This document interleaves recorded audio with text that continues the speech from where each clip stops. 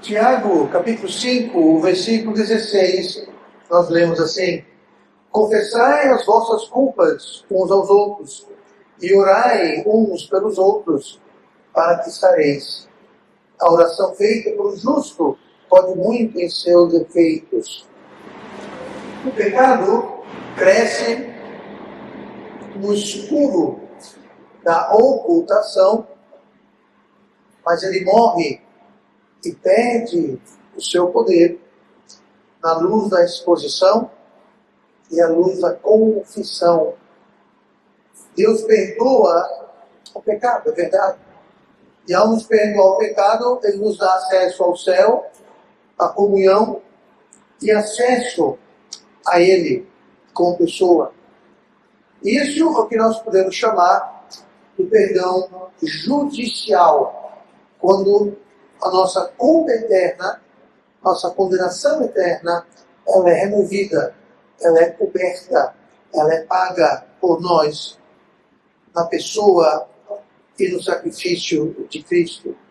Esse perdão judicial é um atributo e uma prerrogativa exclusiva de Deus. Eu não posso fazer isso, você não pode fazer isso, nem para o trem ou para você mesmo. Apenas Deus pode fazer esse perdão judicial. No entanto, é na luz da confissão, na luz da exposição, que acontece algo diferente do perdão judicial. Na exposição à luz da confissão, ocorre a cura das feridas causadas pelo pecado. É na luz da exposição e confissão que é quebrado o domínio do pecado em nossas vidas. O segredo não é fugir, não é ocultar, não é esconder. Quando nós assim fazemos, mantemos o segredo, nós estamos de fato criando uma barreira que impede a cura das feridas do pecado, a cura divina dos traumas e das cicatrizes do pecado. O pecado não só afeta no momento do pecado, e mesmo perdoado judicialmente, ainda é possível permanecer traumas, cicatrizes e feridas do pecado que podem durar toda uma vida. Mesmo nós sendo salvos, perdoados judicialmente, só porque nós somos salvos e perdoados e todos os nossos pecados estão debaixo do sangue de Cristo, não quer dizer que nós somos automaticamente curados dos traumas e cicatrizes que o pecado causou. Temos que entender isso. Confessai as vossas culpas uns aos outros. Note que não fala pecado. Fazer para confessar o pecado, mas é para confessar o quê? A culpa. Culpa do quê? Do pecado. Mas, pastor, não está dizendo a mesma coisa? Sim, e ao mesmo tempo não. Porque não está dizendo confessar os vossos pecados, confessar as vossas culpas. Agora continua.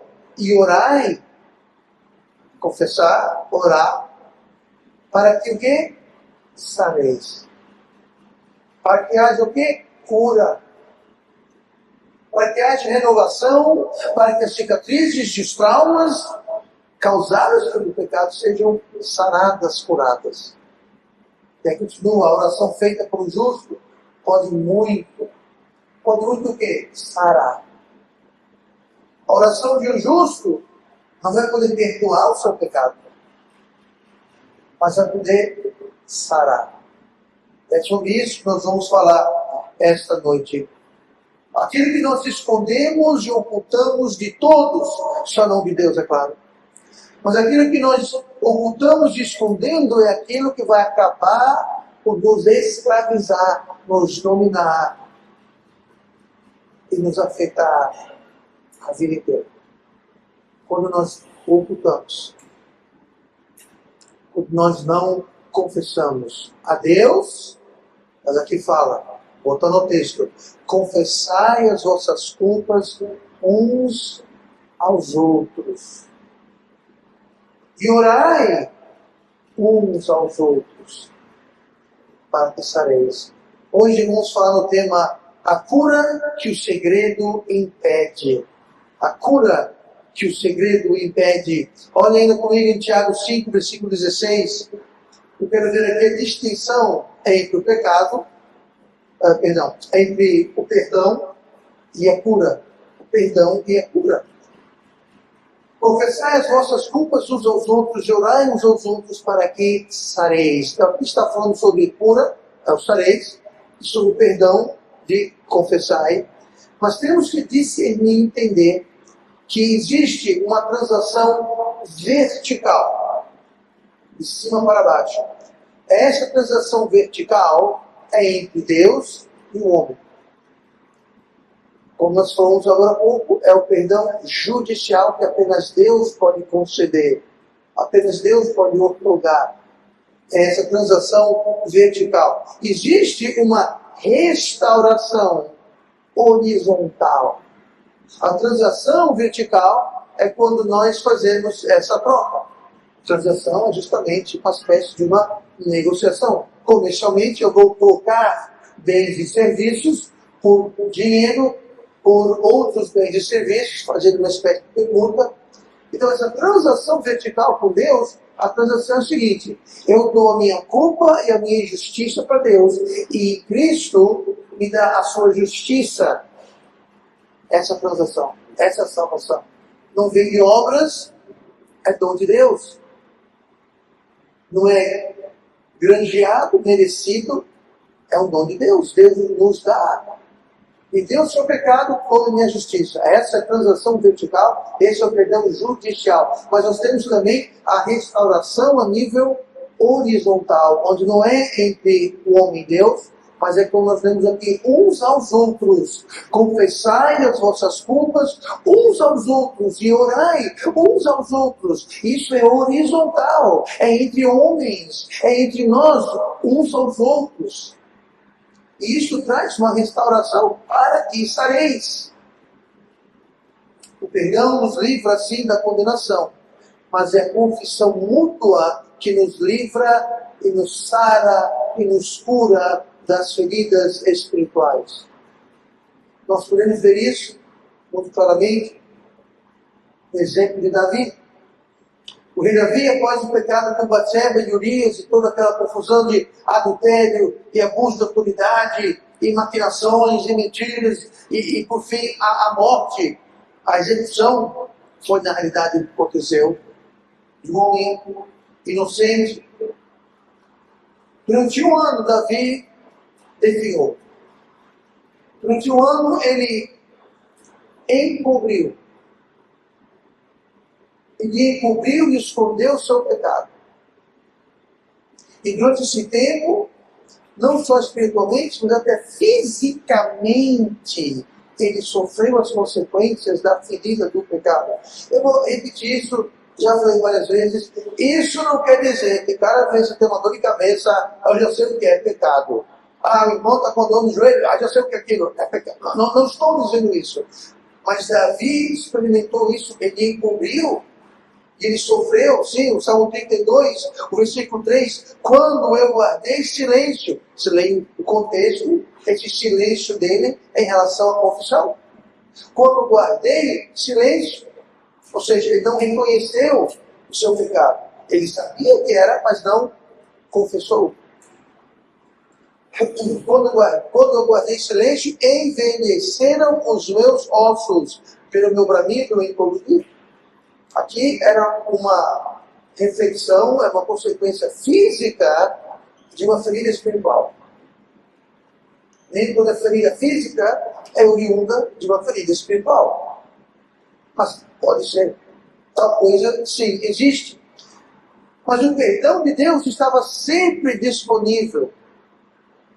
O perdão de Deus está sempre disponível, como estava para nós, estava para Davi. Porém, a cura da ferida causada pelo pecado só começou quando Davi confessou perante o profeta Natan. Ou seja, confessai uns aos outros. E veja o que fala em 2 Samuel 12, e versículo 13, onde diz assim: então disse Davi a Natã: pequei contra o Senhor. E disse Natã a Davi: também o Senhor perdoou o teu pecado, não morrerás. Davi estava tão ruim que ele estava também da morte. Se algo não mudasse, ele morreria. E foi quando ele confessou, no caso do profeta Natã, mas não precisaria ser, como nós lemos aqui, nosso texto: confessai uns aos outros e orai uns aos outros, para que sareis. Então, nós vemos um exemplo aqui na vida de Davi, onde existiu a confissão, e foi ali que foi quebrado o poder e a consequência daquele pecado, ou pecados, podemos dizer. Então existe sim essa participação, essa interação humana da restauração plena, que também é exemplificado no caso de Lázaro, no Novo Testamento, onde Jesus o ressuscitou. Quem ressuscitou Lázaro foi Jesus, foi Deus. Ele é a fonte da vida. Foi ele que disse: Lázaro, vá-se embora. E Lázaro levantou. Mas se você olhar comigo para João 11, versículo 44, João 11, 44, nós vamos ver que, apesar de Jesus ter ressuscitado Lázaro, ele ordenou, deu uma ordem para aqueles que estavam ali ao redor, da seguinte forma: João 11, 44. E o que fora defunto saiu. Ou seja, Jesus falou: Lázaro, saia. E o que fora defunto não era mais defunto. Por quê? Estava vivo. Tendo as mãos e os pés ligados com faixas e o seu corpo envolto no lenço. Costume na época, quando alguém era sepultado, a pessoa era amarrada praticamente. O corpo ele era, não vou dizer que era uma múmia, mas era quase uma múmia. Eles amarravam os pés, os braços, o rosto, era envolto no lençol e a pessoa estava ali, estava amarrado. Não foi a pessoa que se amarrou, não seria a pessoa que se desamarraria. Estava tudo armado, estava tudo amarrado, foi tudo fechado por fora, evidentemente. Então, eu não sei a cena, mas eu imagino que ele saiu que meio constrito, eu imagino, não sei. Mas continua o versículo 44. Disse-lhe Jesus: desligai-o e deixai-o ir. O que é se desligar? Desligar é desliga. O que é liga? Ligar é juntar. Você liga e você desliga. Não é luz, tá? Se ligar e desligar a luz. Não mandou apagar Lázaro. Não foi isso que ele mandou fazer.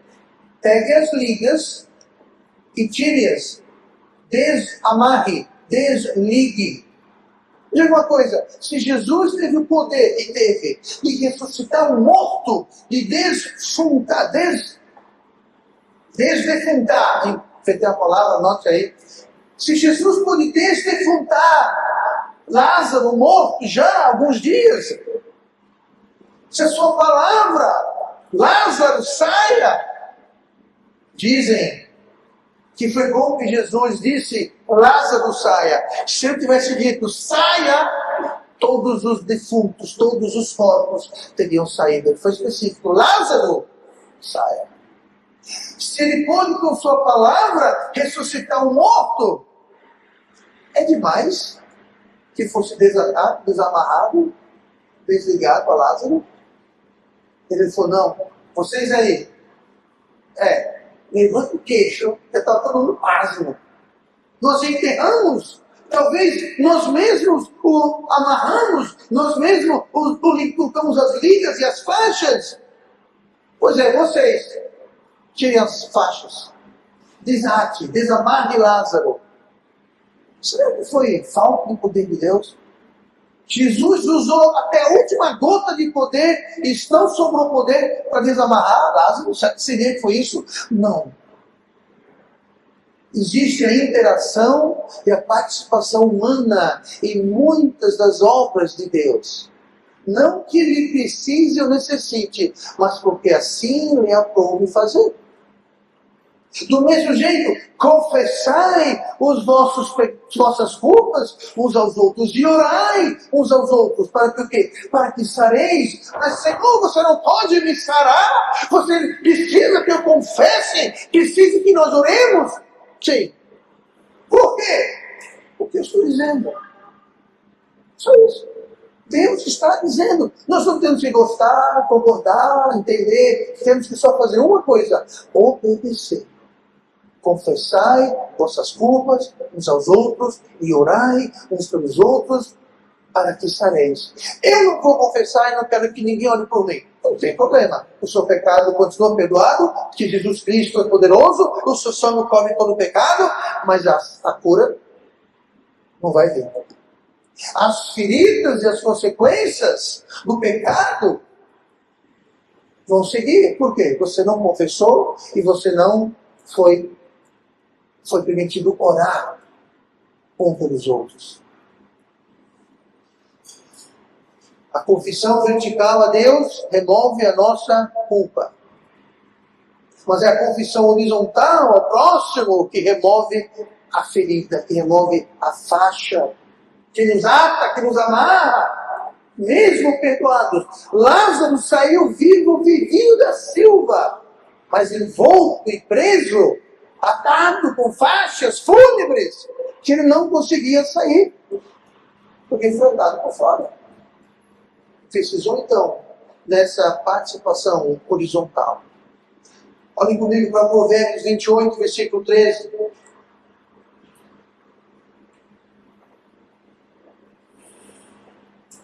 Talvez alguns estejam pensando, o pastor está catolizando, está mandando confessar os pecados para os outros. Pois é, vou mandar fazer um confessionário e botar aqui na frente. Não é isso, o pastor não endoidou. Ele não está catolicado, não é isso. Vamos falar daqui a pouquinho. O pastor vai explicar tudo. Provérbios 28, versículo 13. O que envolve as suas transgressões nunca prosperará, mas o que as confessa e deixa alcançará misericórdia. É interessante, fala, confessa e deixa. Falamos muito sobre não adianta confessar e não deixar. E é verdade. Você confessar. E continuar fazendo, você não vai encontrar muita misericórdia. Porém, o inverso também é verdade. De pouco adianta, eu vou deixar, não vou mais mexer nisso. Eu deixei, dei as costas para isso. Ótimo. Parabéns, com toda sinceridade, glória a Deus. Mas sabe uma coisa? Quem encontra misericórdia é quem deixa. É quem confessa e deixa.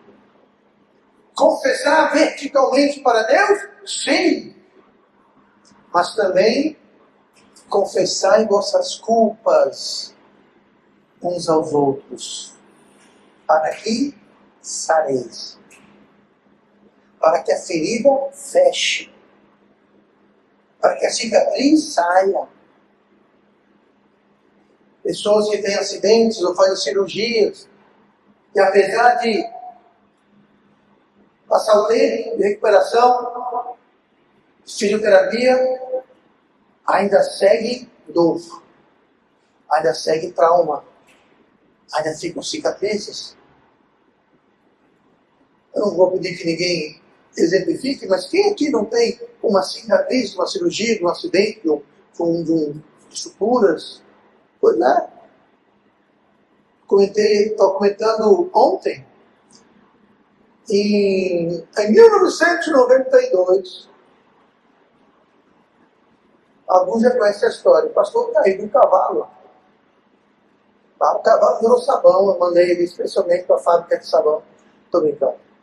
Eu caí no cavalo, a minha perna aqui ficou presa na sela, e eu caí, mas fiquei preso no cavalo. E o cavalo saiu, potó, e eu, potó, arrastando no chão, e essa perna presa. É muito habilidoso, consegui soltar minha perna, porque parecia que foi, para mim parecia horas, mas na idade foram alguns instantes. E eu machuquei o meu joelho. Nada grave, não quebrou nada, não levou nada. Mas até hoje, quando o tempo muda, quando o tempo fecha, o tempo abre, Não é que eu sinto dor, mas eu sinto uma sensibilidade no joelho. Não é nada que me afete, nada, mas eu sinto mais sensível. E isso fazem muitos anos. Pois é. O pecado é assim, só que pior. Pode ser algo que foi feito anos atrás. Talvez você até esqueceu, não pensa mais, mas a ferida está lá. A ferida ainda está aberta. Não foi sarada. Mas pastor, eu confessei para Deus, eu deixei. Ótimo, o que você deve fazer, e eu fico contente que você fez isso. Mas às vezes é necessário haver essa interação humana. É necessário alguém vir de fora e desatar. Jesus falou, Lázaro saia. E Lázaro saiu assim, ó, todo atado, todo ligado, amarrado. E foram os outros que foram lá desamarrados. O pecado é como um fungo.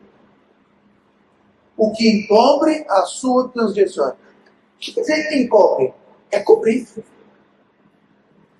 É deixar no escuro, escondido, ocultado. E é isso que o fungo gosta. O fungo gosta de lugares escuros. O fungo, ele cresce na escuridão. Ele cresce, ele gosta de escuridão.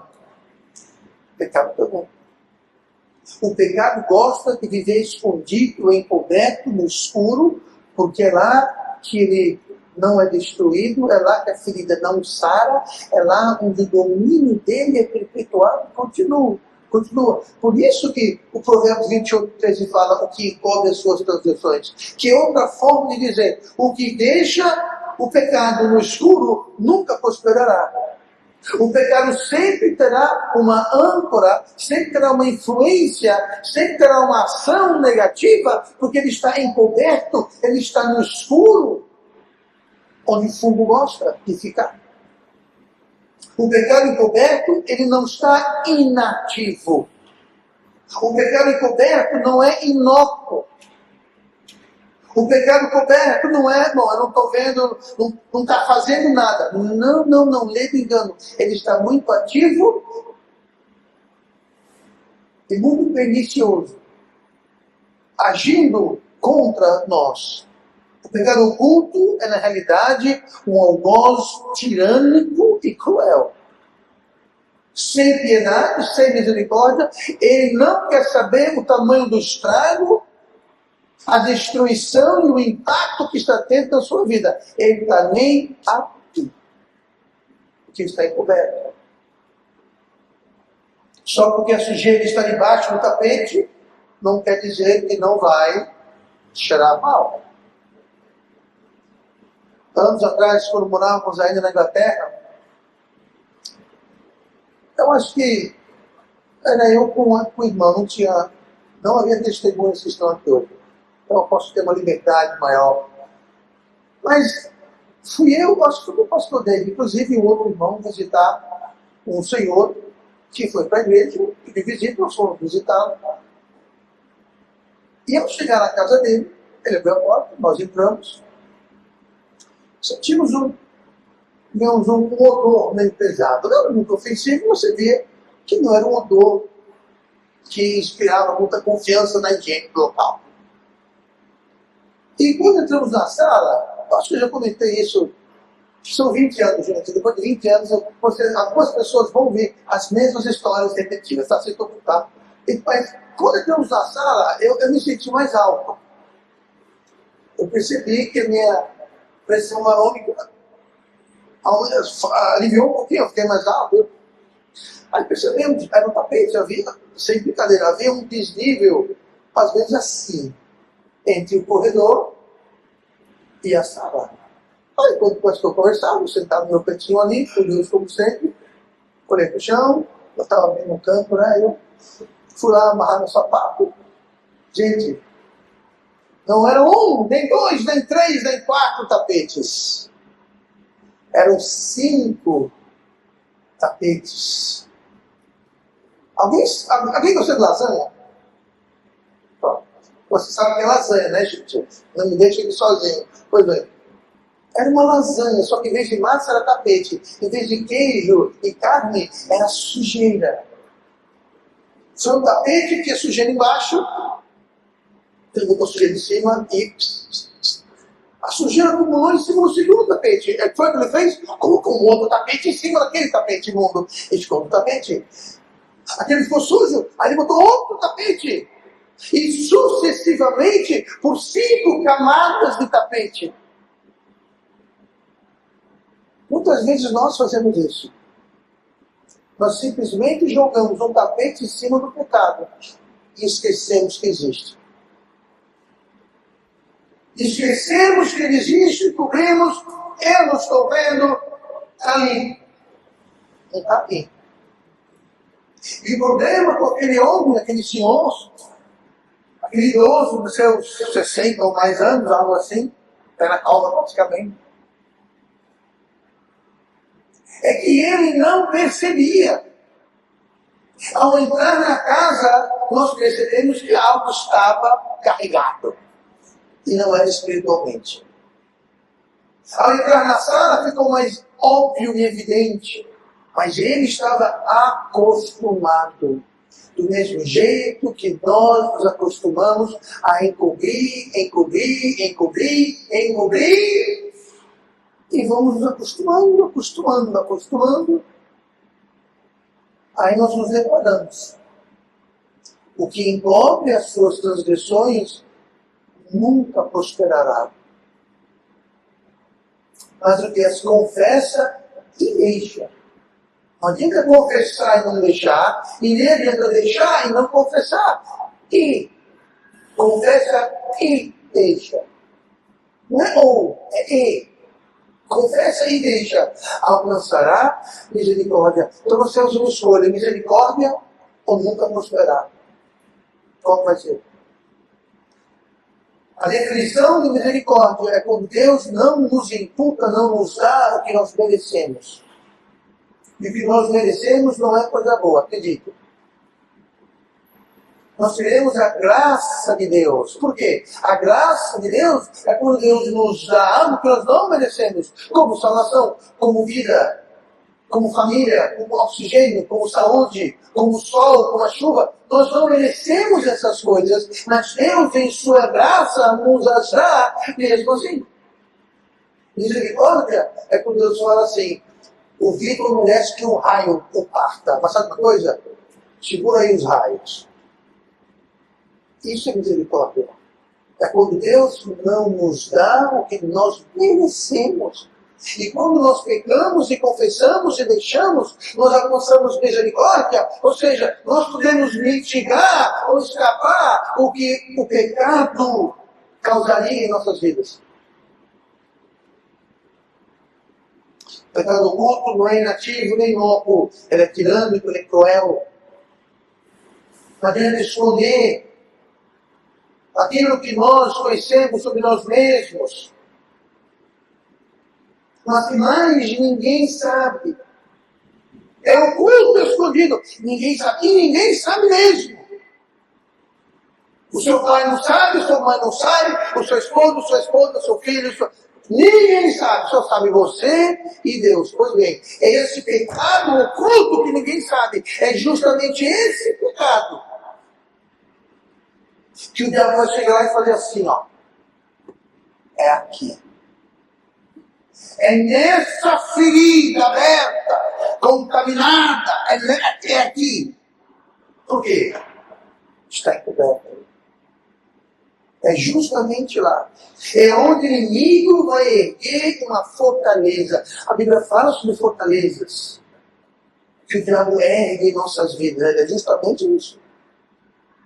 Essas fortalezas, essas muralhas servem para não nos defender, pelo contrário, nos prender. Nós estamos presos. E vai ser lá. É ali o ponto que ele vai agir. Eu vou dar um exemplo. Acã, na história da conquista de Jericó, Deus falou: faça assim. Uma das instruções, além de marchar pela cidade, tocar trombeta, gritar 7 dias, não sabe? Só isso, ela falou assim, tudo na cidade é meu, o ouro é meu, a prata é minha, tudo é meu, os animais, todo mundo são dedicados, é para matar tudo, destruir tudo, e todo o tesouro é dedicado ao Senhor. Certo? Certo. Josué passou isso para todo mundo, certo? Certo. Aí Acã tem uma ideia brilhante. Quando tomou na cidade, ele viu lá um monte de ouro, roupas, né, umas túnicas. Vaidoso Acã. Eu imagino. Agora veja a polícia do pecado. Como que Acã ia usar uma túnica bonita, nova, de marca? Conseguiu aonde? Ah, trouxe o Egito comigo. Mas ele está dizendo, made em Jericó. Como é que veio no Egito? Aqui, ó. Indústria jericoriana. Como que ele ia usar o ouro? Esse ouro, que ouro é esse? Ah, esse ouro trouxe comigo. Não, trouxe não, tá aqui, ó. Está escrito, ouro de Jericó. Ele não podia usar, não podia gastar, não podia mostrar. O que foi que ele fez? Escondeu. Enterrou na sua tenda, no chão, um buraco. É uma coisa. Qual a diferença de você ter ouro e bens enterrados no chão e não nos ter? Você vive nada, você não pode gastar, você não pode usar, você não nada, sabe de nada. Com a diferença. Você os tem, não pode usar e está em desobediência direta ao que Deus mandou. Olha como o pecado é enganoso.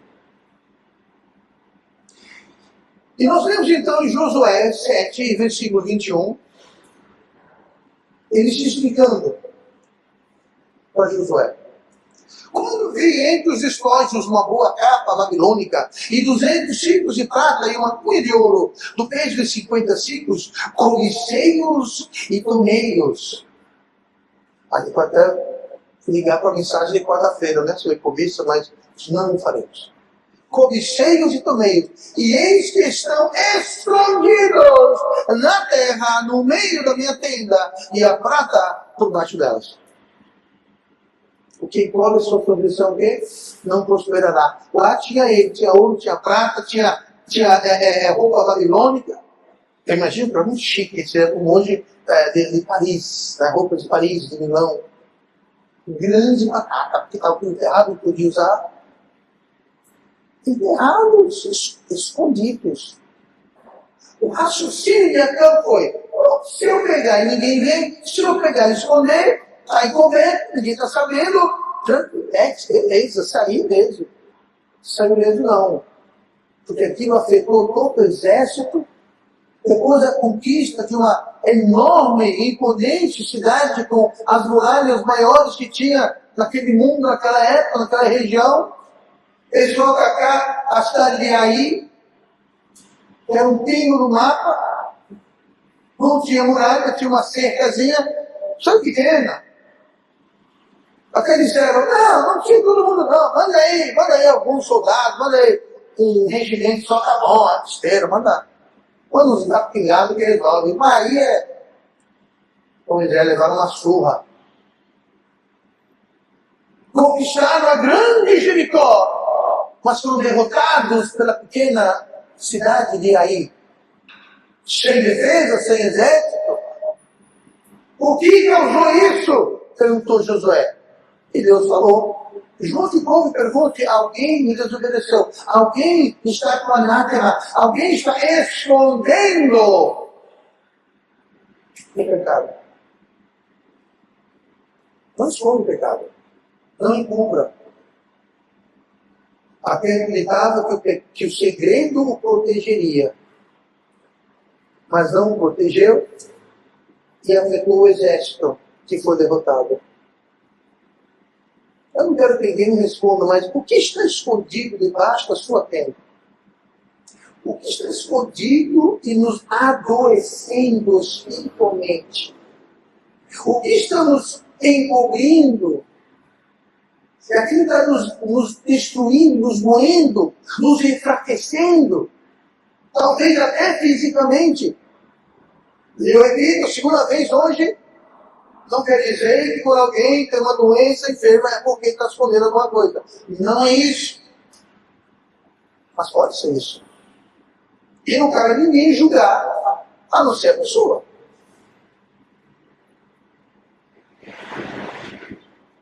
Ele guardou o pecado na escuridão do segredo, escondido. Mas não conseguiu fugir das consequências. Falando sobre o servo de Eliseu, recentemente, que também foi lá atrás de Naamã, recebeu o pagamento que Eliseu não quis. Ele falou, peraí, Eliseu talvez não queira, mas sabe uma coisa? Eu quero. Depois que Naamã partiu, ele foi atrás de Naamã, Naamã. Eliseu mudou de ideia, ele falou, eu também vou aceitar alguma coisa aí. Mentira. Naamã falou, o que você quer? Né? Escolhido de Eliseu. Só que Eliseu estava o quê? Sabendo. Geazi achava que a escuridão do segredo, do pecado oculto, escondido, iria protegê-lo. Mas se você ler em 2 Reis 5, 20 a 27, vê essa história toda, ele ficou coberto de lepra. Quem cobre as suas transgressões não prosperará. Não prosperará. Vamos vir para Gálatas capítulo 6 essa noite. Gálatas 6.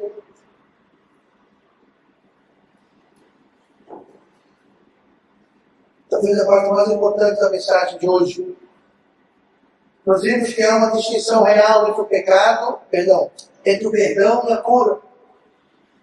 Perdão é vertical, cura é horizontal. Nós vimos que o pecado é como fungo, que o pecado gosta do escuro. Corre para o escuro. E nós temos que descobrir.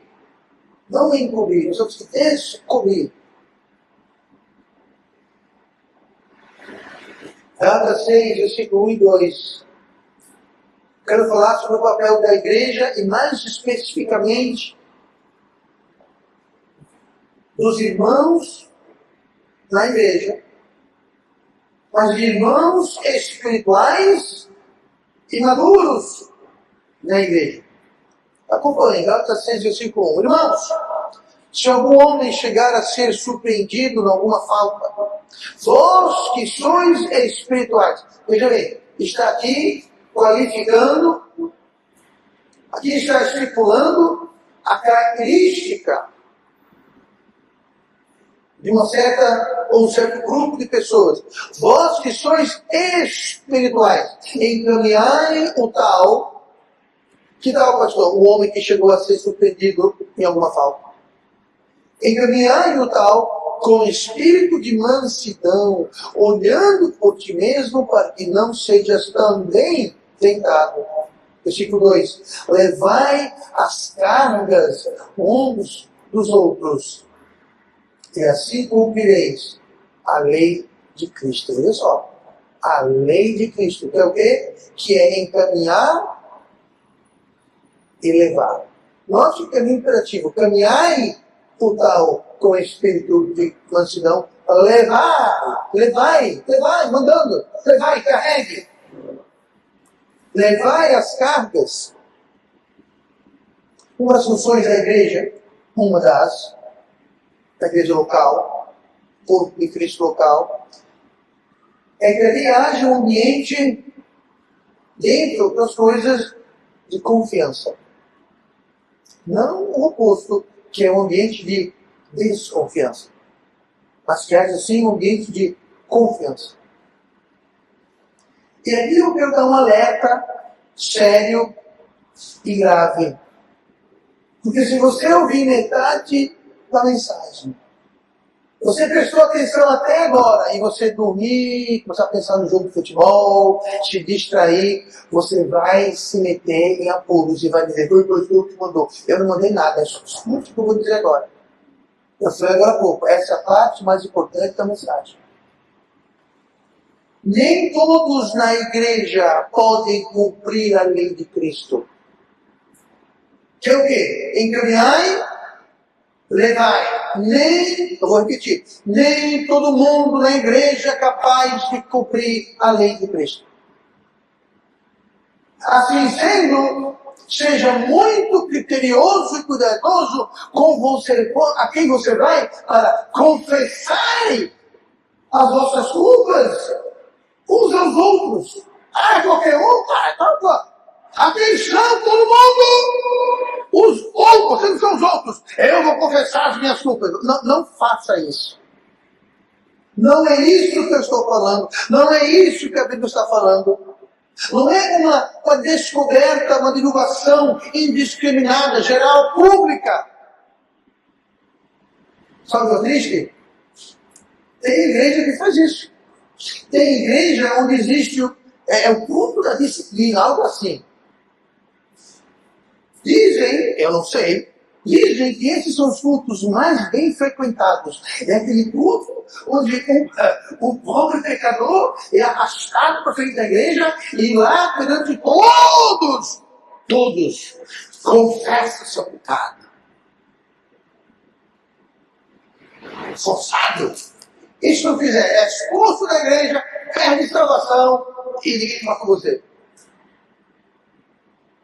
Aí vai lá, muita gente nem vai, você está doido, vamos embora daqui, eu quero nunca botar um pé aqui nesse círculo. É um círculo, se assim age, é um círculo. Por que é o culto mais bem frequentado? Porque é a atração. Entretenimento. Então, é você chegar lá e falar, atenção todo mundo, é o seguinte. Nem todos podem cumprir a lei de Cristo. Encaminhai o tal com espírito de mansidão, levai as cargas uns dos outros, e assim cumprireis a lei de Cristo. Mas nem todo mundo é apto. É capaz. Ou tem desejo e interesse. Então não vai contando as suas culpas para qualquer um. Mas está na igreja. Não interessa, nem todo mundo da igreja é apto para cumprir a lei de Cristo. Mas a irmãzinha está na igreja há 30 anos. A igreja só tem 20, tá? Mas de alguma forma está aqui há 30. Não interessa. Qual é o critério? Vós que sois espirituais. Esse é o critério. Vá para alguém que é espiritual. E como nós podemos aferir a espiritualidade de alguém? É pelo tamanho da Bíblia que ela carrega? Sabe o que é isso? Claro que não. É pelo quão alto ela fala bem, glória a Deus? É isso? Não. Tem que ser sábia. Que tem ouve. Alguém que é comprovado, que notoriamente é espiritual. Vamos dar um exemplo aqui. Os diáconos.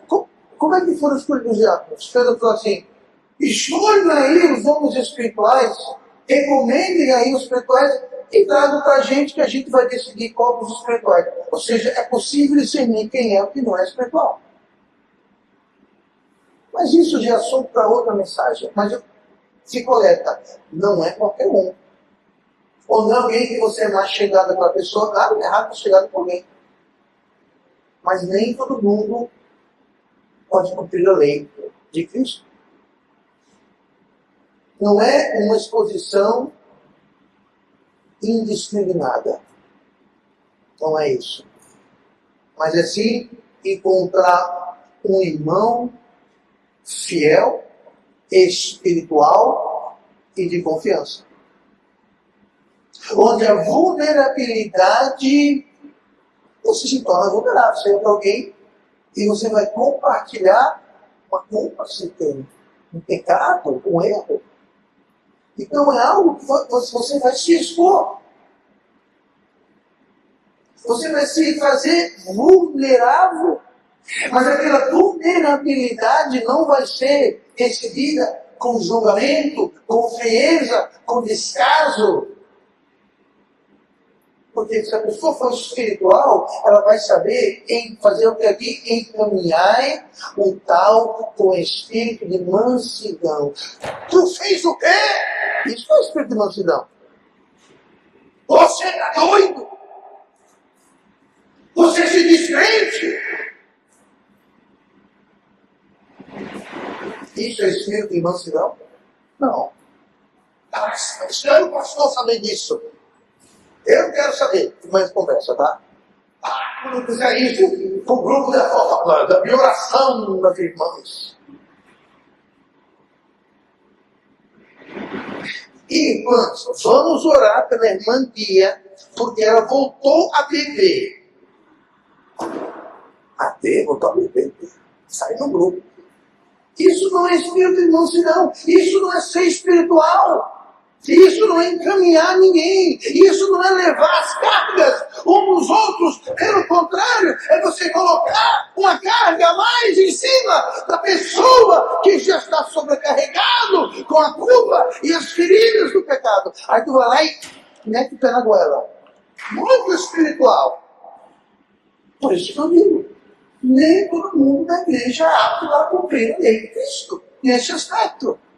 Tem que ser alguém espiritual que vai saber encaminhar com mansidão e levar as cargas.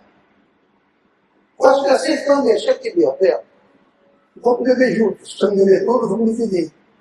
Eu vou ajudar a carregar. Eu estou brincando, não é isso que eu quero dizer. Mas você tem algo chamado simpatia. A palavra simpatia é mal usada no português. Você é simpático. Uma simpatia, mas não. Assim vem de harmonia. Por exemplo, uma orquestra sinfônica, onde o som, fone, ele é harmônico, sinfonia. Sinfônico. Simpatia é quando existe harmonia com pathos. O que é o pathos? Pathos é a emoção, é o coração, é o sentido, é uma espécie de compaixão. Simpatia é uma espécie de você ter compaixão. Você está se colocando no lugar daquela pessoa e sentindo as dores daquela pessoa. E você quer ajudar aquela pessoa como você gostaria de ser ajudada. Isso é que ter simpatia. É chegar junto. É encaminhar. É levar a carga. Mas só quem faz isso é quem é espiritual. E eu me pergunto-se por que nas igrejas tantos irmãos e irmãs estão carregando culpa, estão carregando chagas e feridas e cicatrizes de pecados, porque talvez eles não encontrem ninguém. Aqueles possam se abrir, aqueles possam levar e serem encaminhados e levados. Talvez haja. O problema seja outro. Existem, mas eu que não vou. Eu não vou confessar minhas culpas para ninguém. Eu só vou confessar para Deus. Ótimo, eu não conheço. Mas aqui está dizendo, confessai vossas culpas uns aos outros. E oreis. Até chegar para Bia. E vamos orar. Eu vou orar por vocês, nós vamos orar juntos. Me leva a sua geladeira, Bia. Vamos abrir tudo, jogar no rabo. Vamos orar. E eu vou ligar para você, Bia. Todo dia perguntar, Bia, tá vazia a geladeira? Não que você bebeu toda, mas você me encheu mais a geladeira, Bia. É você ter uma contabilidade, prestação de contas. Alguém está torcendo do seu lado com você. Não, pastor, eu caí. De novo. De novo, Bia. É encaminhar com o espírito de mansidão? Não, não é. Vós que sois espirituais. E o problema é com a moeda, tem dois lados. Pode ser que haja pessoas espirituais, mas eu me recuso a ir, por N motivos, ou existem pessoas espirituais que querem e podem e ajudariam, mas eu não vou confessar as minhas culpas. Devemos estar prontos a confessar nossas culpas e devemos estar prontos para encaminhar e levar as cargas, ou seja, ser espirituais. Para quando algum homem ou mulher chegar a ser surpreendido em alguma falta, vós que sois espirituais, encaminhai o tal com espírito de mansidão, olhando para si mesmo. Ele diria, será que o problema, se não fosse pela graça de Deus, eu também estaria com problemas. Talvez esteja lutando com problemas. E o crente que não está lutando contra problemas do pecado e a carne, é um crente que já está derrotado, só não percebeu. E o crente que acha que nessa vida vai ter vitória plena, total, está muito enganado. Não vai. A nossa luta não é contra carne e sangue. Nossa luta, nós temos uma luta, nós temos uma batalha espiritual. E se você não está lutando no meio da batalha, que você acha que não tem batalha, ou você é louco, ou você já foi tomado prisioneiro, ou morreu. Só pensando em cair. Confessai vossas culpas uns aos outros. Vocês lembram um paralítico que foi levado por 4 amigos para o teto, abriram o teto, desceram a cama por ali dentro. Me diga uma coisa. O que eles fizeram ali foi literalmente encaminhar. Ele não tinha como ir. Ele não tinha como se expor a Cristo. Mas ele tinha 4 amigos. Que disseram, peraí, vamos lá. Cada um pega um lado aqui. Tem muita gente que não conseguimos passar. Vamos dar a volta, nós vamos por cima. Desceram um homem, Jesus falou, eu nunca vi fé assim. Agora note, a fé não era para o homem. A fé era de quem também? Dos amigos. Então esse templo, igreja, o galpão, está vendo aqui?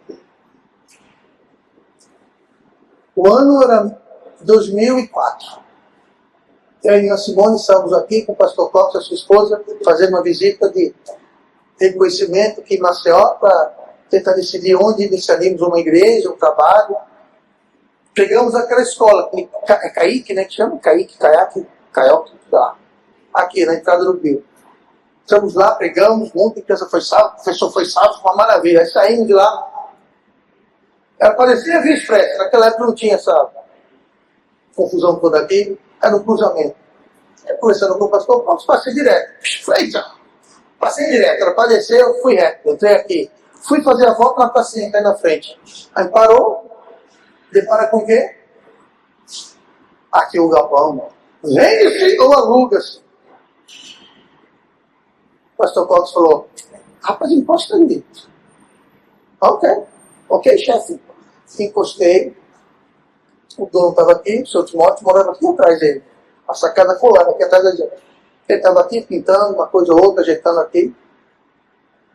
O pastor Cox falou para mim, não, faça uma oferta para ele. Oferta de quê? Tá doido? Tá doido? Que oferta? Que ofereça comprar.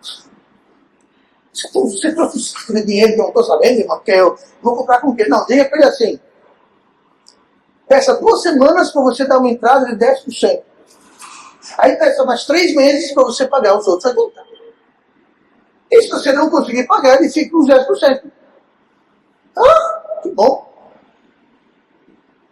Eu não quis fazer isso. Eu falei, eu vou arrumar para os outros na cabeça. A minha fé era exatamente essa, assim, ó. Mas foi a fé que o pastor Cox falou, faça. É que vocês não conhecem o histórico e o currículo do pastor Cox. No mundo missionário. Esse homem é um fenômeno. Começou igrejas, seminários, orfanatos. A lista vai para sempre. Eu falei, bom, eu vou de carona. Eu falei para ele, está bem ali, ó, me quer sentado. Eu falei, eu vou de carona na sua fé. Aí ele encheu o peito, senhor pode, eu tenho uma proposta. Por fora, por dentro eu estava, eu tenho uma proposta. Para encurtar a história, eu fui, deu, blá, blá, blá. Pronto. Um ano antes de chegar em Maceió, já estava pago, 100% quitado, o então galpão. Sabe o que foi isso? Eu fui encaminhado com mansidão. Ele carregou a minha falta de fé. E aqui estamos nós. Porque ele é um homem espiritual. Ele não falou assim, sabe uma coisa? Você não é digno de ser missionário. Você não tem fé. Sem vergonha. Vamos embora. E você está expulso da minha junta missionária. Vai voltar para o seu trabalho secular. Você não tem lugar na obra de Deus. E sabe uma coisa? Ele teria razão. Mas ele foi manso. Me encaminhou com mansidão. E o resto é história. A interação humana. Deus usa pessoas horizontalmente. Moisés, Arão e Ur, mesma história. Na batalha contra Amaleque. Enquanto Moisés erguia os braços, a batalha ia para a vitória dos hebreus. Só que no dia inteiro, e Moisés já estava... Aí veio Ur, veio Arão, e levantaram os braços. Por levantar os braços, aí voltou a vitória. Diga uma coisa. Se não fosse Ur e Arão segurando os braços de Moisés, haveria vitória dos hebreus? Não. Muitas vezes nós que somos apanhados de alguma falha, precisamos de alguém para nos sustentar, nos carregar, nos encaminhar com mansidão. E assim é cumprida a lei de Cristo. Ah, não, pastor, eu quero saber não. Eu não tenho paciência, simpatia, tempo para quem peca. Porque que problema seu? Agora se vire. Sério? É assim mesmo que a gente quer pensar? É assim mesmo que Jesus pensaria? Ou se não, quero saber não, pastor, eu confessei para Deus, Deus me perdoou. Assunto encerrado. Mais tapetes. Mais. Está pouco ainda. Para que sareis cura. Confessai vossas culpas uns aos outros. E orai um pelos outros. Para que sareis. Você não ser sarado? Que não ajudar a sarar alguém, orar para alguém, encaminhar alguém, levar alguém. Essa é a lei de Cristo. Só terminando, e eu preciso falar isso. Tanto para quem vai ser alguém espiritual, que vai encaminhar e levar alguém, quanto aquele que vai confessar a culpa, compartilhar a carga. Existe o que eu estou chamando de uma ética para isso. Primeira coisa, sigilo absoluto. Se você conhece um irmão ou uma irmã que tem língua solta, não vá para aquela pessoa. Você é tão espiritual. Se a fofoqueira não é espiritual, as duas coisas não são compatíveis. Homem também fofoca, viu? O que é confessado morre com quem ouve. Em tudo. Se você não é alguém que é capaz disso, então diga, não, deixa eu parar aí, não fale para mim que eu tenho uma língua tamanho do meu braço. Não fale. Porque se você ouvir e você passar adiante, Deus tem misericórdia da sua triste alma pecadora. Não estou exagerando. Você pode causar um problema na igreja, a saída de um irmão, de uma irmã, você faz um estrago. E lembre-se, de quem é a igreja? É do pastor Roberto. Minha igreja. Essa igreja é do Senhor Jesus Cristo. Ele que edifica. E é Ele que você vai ter que responder. Sigilo absoluto. Segunda coisa, sem julgamento. Se eu quero, pastor, a Bia de novo. Eu voltei a beber. O quê? Eu já não orei por você, cantora. Tem julgamento. Tem simpatia. Porque aqui fora, aqui, ó. Nós vemos aqui. Olhando para ti mesmo, para que não sejas também tentado. Então, desce no cavalinho. Tenha humildade, sabendo que você também pode ser tentado. Sigilo absoluto, sem julgamento e restauração. O foco é restaurar em mansidão. É restaurar o irmão, a comunhão com Deus. É tentar sarar, para que sareis. O foco é sarar. Não ficar abrindo a ferida de novo. Para que sareis. Mais uma vez, não precisa sair contando o pecado para todo mundo. Inclusive, não faça isso. É tolice. É tolice. Pode ser um irmão fiel, ou irmã de confiança. Pode, em alguns casos, deve ser o seu cônjuge. Em outros casos, talvez não. São N variáveis. Mas seria bom que fosse possível. Mas é como eu disse, são muitas variáveis e nós não vamos cobrir isso agora. Tá? Pais, irmãos, alguém que seja espiritualmente maduro. A Bíblia fala espiritual. Na dúvida, preste atenção, na dúvida, não faça. Se você não está na dúvida, não faça. Porque você confessar suas culpas para alguém que não é espiritual, que não vai manter sigilo, que não vai buscar a sua recuperação, sua restauração, e não vai agir com mansidão, mas vai agir com uma espécie de carrasco, agora você vai ver uma coisa. Na dúvida, não faça. Agora é uma pena que haja dúvidas, mas a verdade é essa, como eu disse, nem todos na igreja estão aptos, talvez queiram, sejam capazes de serem espirituais e cumprir a lei de Cristo. Resumindo,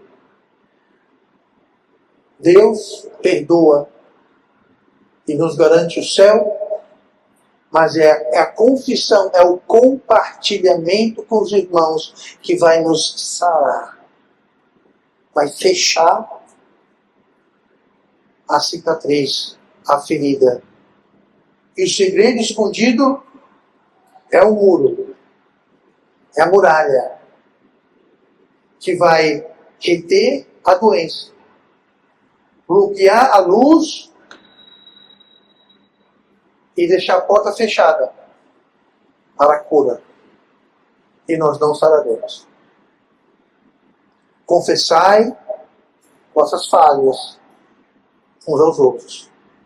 E oreis uns pelos outros, para que sareis.